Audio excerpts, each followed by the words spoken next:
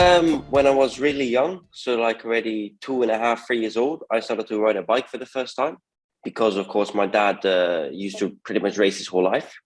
But this was not a racing bike like I ride now. This was more like a small trail bike, so basically motocross. And then I did some years trial and motocross, and then when I was around 10, I started to do racing. And now the past 6 years, we've been doing full racing, and now we're here. Yeah, I started with motocross because this is what my dad also teach me to begin with. I did not really touch a road bike like a road racing bike until I was around 10 years old. So for me, it was my mindset when I was a child. I wanted to be a professional motocrosser. I didn't want to be a professional racer. I wanted to be a professional motocrosser. But then we tried a race bike and I quite liked it. And then in the end, we choose to go with racing.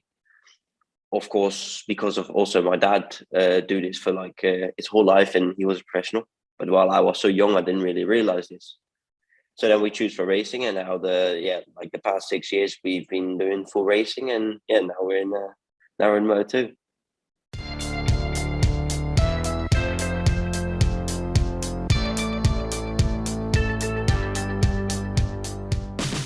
No, I wish I did, but I don't have the bike anymore. Yeah, I wish, but it's at the moment for me it's too big of a risk, and I don't have the bike. It's for injury as well. You can get quite easily injured, and it's not really necessary. So yeah, and I don't have the bike, so it's not possible.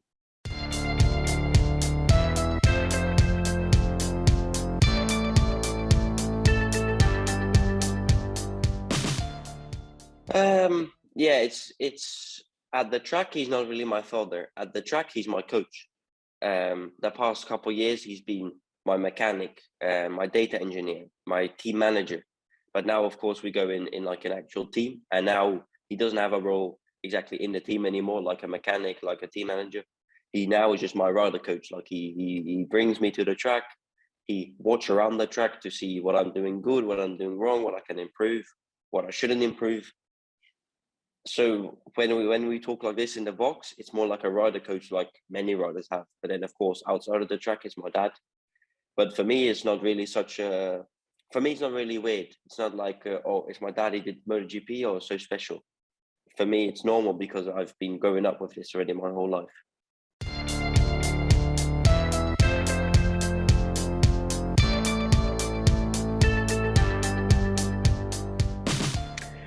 In the winter, we've been training hard, both physically and on the bike. We spent quite some hours, quite some days in Spain training on a 600 to get more used to the Moto2, to a big bike. Because I come from more small bikes and I needed to get the experience. So we do quite some days in Spain on the 600, and also physical. I train 5-6 days a week to prepare as good as possible for the season.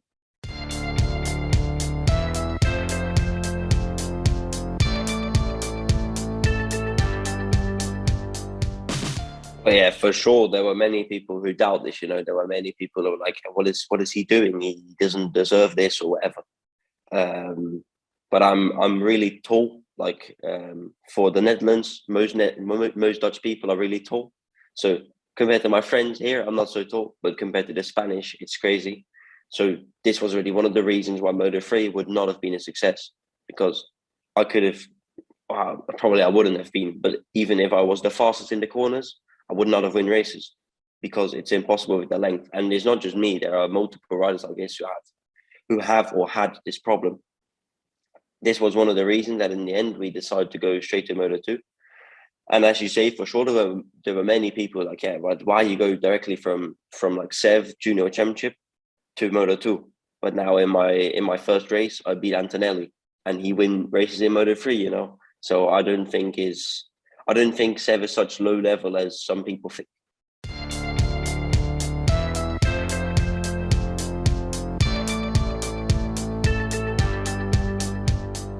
It was quite hectic because we were meant to join Moto3 first. We were meant to go with the Sepang racing team to join Moto3. But then, summer last year, the news come out that Petronas stopped. Petronas stopped the whole sponsorship, so the team stopped. And then we basically came without a ride because we were meant to go with them, and this was the whole plan. And they disappeared. What we have to do? So then we looked to some other things, and we could still go to Moto3, but with different teams. But then we also got this opportunity from the RW Racing GP team. And then in the end, we decided to leave the Moto3 contracts and go to Moto2.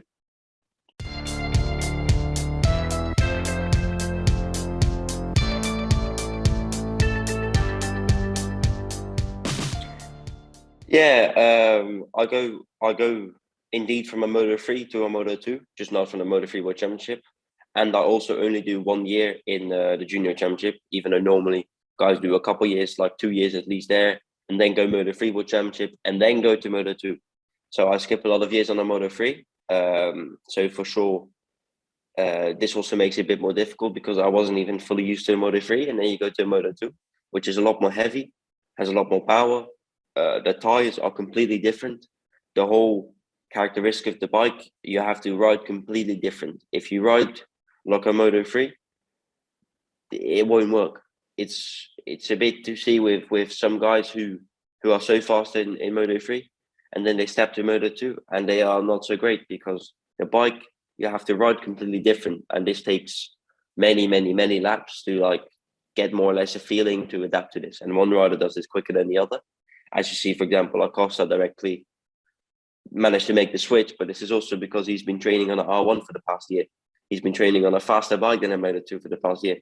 And you can see riders who didn't do that have a bigger step to make, but for sure everybody can do this, just takes more laps.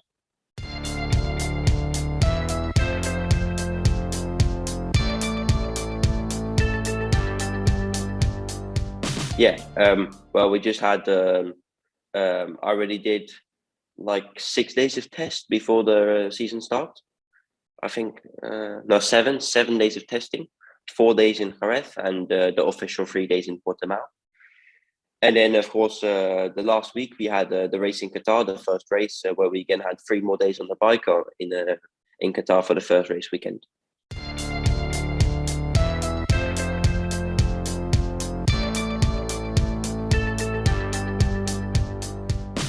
It's getting a lot better. If you see where we started in the first test and where we ended in the last race weekend, if you see the pace I have is only like 2.5 seconds from P1, which is not bad at all looking at where we started. So adapting to the bike goes a lot quicker than we expected, which is very positive because otherwise you struggle a lot more races to get used to the bike. And this is luckily not really a problem at the moment, but for sure we have to do up more because still sometimes things happen on the bike and I'm like, wow, this is not normal for me because it's such a different bike. But I'm sure with more laps, the feeling will come.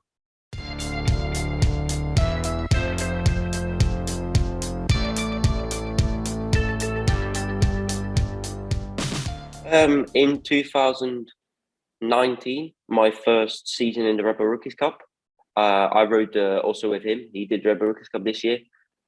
This was my first year Red Bull Rookies Cup. So then already we were together there, but I didn't really speak to him so much. But now, of course, with the test and the past race weekend, we get on really well.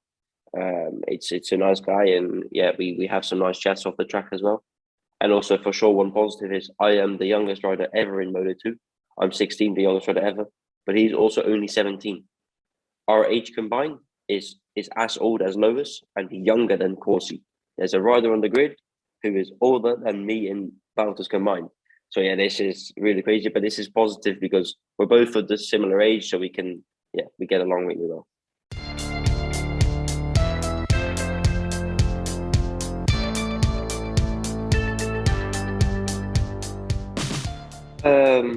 For sure, there will be. As you say, for sure, there's a lot of pressure. But for me, I don't really feel this because also from the team gives me no pressure. They're like, everything you do is okay. It doesn't matter what you do. You have basically 2 full seasons with us to just learn the bike, to make mistakes, and to learn from the mistakes. So this is positive. It's not like the team push me to, for example, they say, okay, you have to win a race this season. No, they are like, whatever you do, everything is okay. and this is for sure one positive. So you can ride more relaxed instead of having to push all the time and take so many risks. And then for sure, from yourself, you always give yourself pressure. You always want to improve. You always want to finish just a little bit higher up. You always want to find that extra 10. And this is more of a problem than the actual pressure that I get from the outside world. Like the so-called racing experts, and like the people who properly watch MotoGP, etc., they will know that I don't have to perform this year. And then for sure you have the guys who maybe watch one race in their life and they're like, yeah, but why is he lost? For sure you have this, but there's no point in listening to this. For sure, somewhere in the future I have to perform, but right now there should be no pressure from the team, and there is not. Basically, the biggest pressure that I feel comes from myself. So yeah.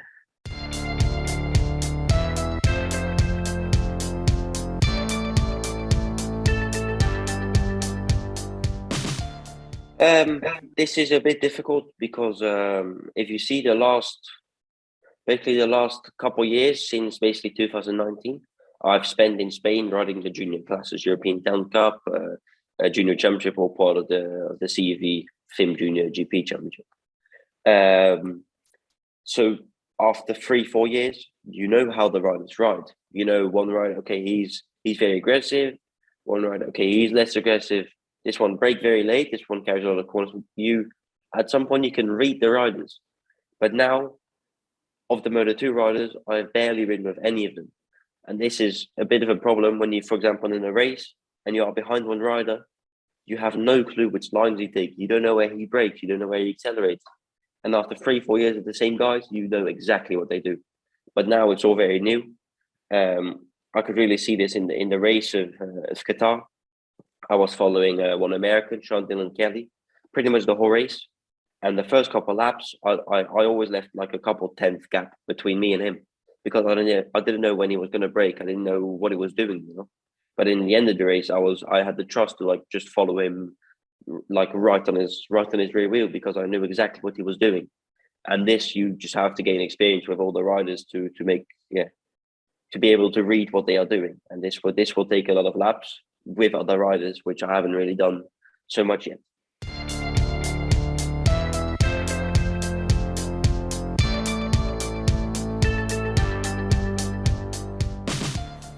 Well, I'm sure that the team is great. I feel very comfortable in the team. I have a great data engineer. I have a great chief mechanic. I have 2 good mechanics who prepare the bike. So I don't think the team is the problem. It's more like if you see a top rider like Vietti, top rider like Lewis, they have so much more experience, and the team didn't have a rider like this yet in the past, like which is from such who is so great. All the riders they've had are great, because if you're in Moto2, you're pretty much always a fast rider, you know, because otherwise you don't get there.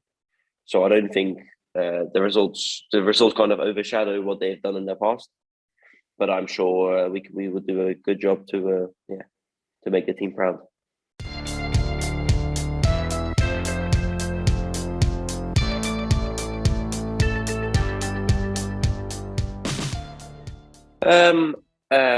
I already know him for quite some time, because sometimes when we go training in the Netherlands on the Supermoto, so on karting tracks, sometimes he's there as well. So I already know him before we went to Moto2. In Qatar, I spoke a little bit with him, because on the Thursday we had to take some pictures together, and we just wish each other good luck. And we talk a bit. I talked a bit to him how his collarbone was, because he broke it a couple days before, pretty much. So we just talk a little bit, and I'm sure we both respect each other.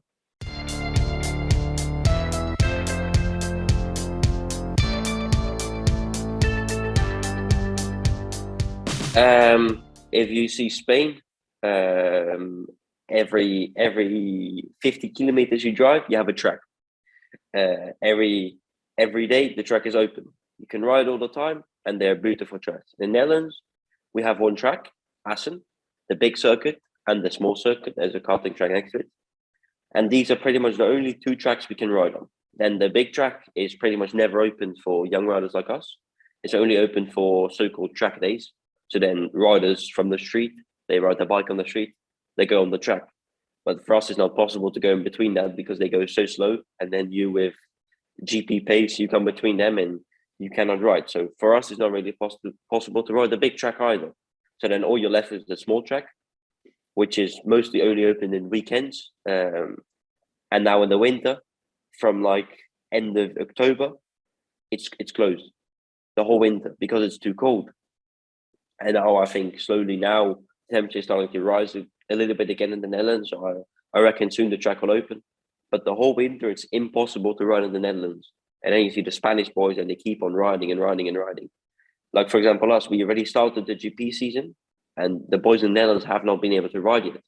And this is impossible. They spent like half a year without a bike to then ride again half a year. So this is one of the problems. Then, of course, the lack of tracks, as I said, the lack of classes. If you see Spain, they have first, you have classes like ESBK, Cuna de Campeones, where you start on big tracks, where they're like 10. The boys, they can't even put both feet on the ground when they're on the bike. Like they need to get hold, and they're like 9 and 10, and they go on a big track like Valencia with like small Moto5, Moto4s. And in the Netherlands, boys are 14 and they ride an NSF 100 with 8 horsepower on a small track. And then they go to a 125 with maybe 10 horsepower. And then they are 16 when they finish this. And then it's really too late. With 16, yeah, you should start to go into the GP. And then if you see in Spain, with 10 years old, they start already the big track. And then they do some ESBK, some Spanish Championship, some Cuna de Campeones.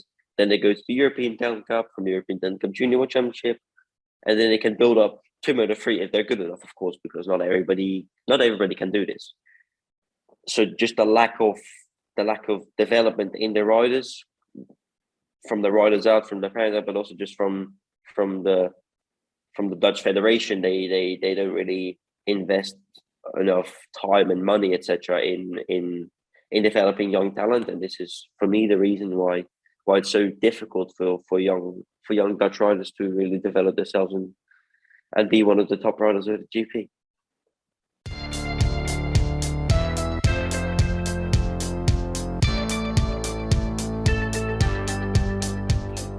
Yeah, well, as much as possible, because I don't live in Spain. Currently, I'm in the Netherlands. But as much as possible, I try to go to Spain because this is the only place where I can ride, especially now in the winter. As I said, the track's not even open it. Like, even if we would want to ride, which is impossible, like 0 degrees, but even if you would want to ride, it's impossible because the track is closed. So then you try to go to Spain, but I don't live in Spain, so we have to travel there, either drive there or fly there. We have to have bikes there, and this all costs a lot of money, which, yeah, is not infinite, you know. So this is, yeah, one of the problems. But luckily now with the GP, the season starts really so early. Basically, now this season we ended end of November, and the tests, the official test again started like half February. So you have 2.5 months in the winter. So even if you would not be able to ride in those 2.5 months, it would not be a disaster.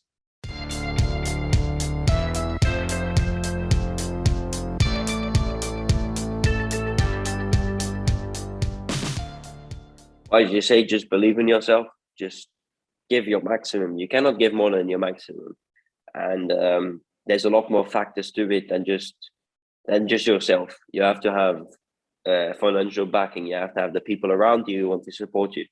But if you can prove yourself, that you are fast enough, then you will get picked up. I've seen this already for like small Spanish riders.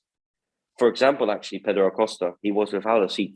He go into the Rookies Cup in 2019, the first season, and this year he did not have a ride next to Rookies Cup. The only thing he was doing is Rookies Cup, and normally you either do European Talent Cup, Junior Championship, or something like this next to it. But he didn't have the money to.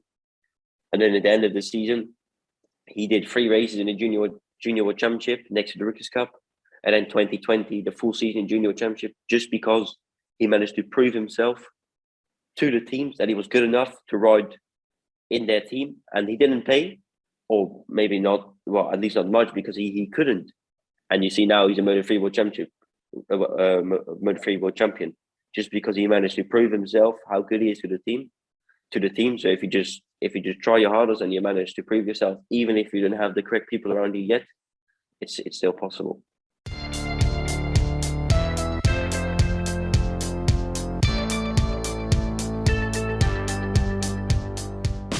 Well, I've never been there, but of course, upcoming Sunday I fly out there. Upcoming Sunday we fly to Dubai, then we fly to Jakarta, and from Jakarta to Lombok to of course go to the Indonesian GP. So this will be the first time for me to go there. Yeah.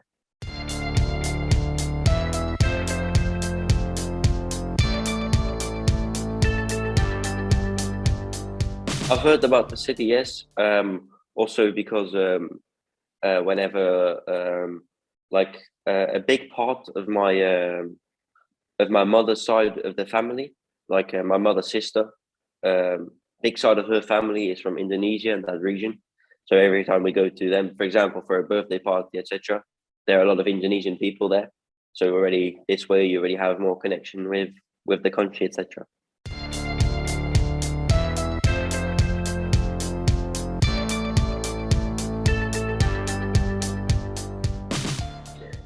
Well, it's special for sure because in a couple of years' time, they built the whole track and the whole complex. I think it will be a bit difficult the race weekend because it seems like it will be a lot of rain. So yeah, we have to see, because normally a track in the dry always have good grip. It's always similar, but in the wet it can change a lot. But looking at how MotoGP did there, I'm sure the track will be great, and yeah, we'll see what the conditions will bring for the race weekend, because at the moment it looks like a lot of rain.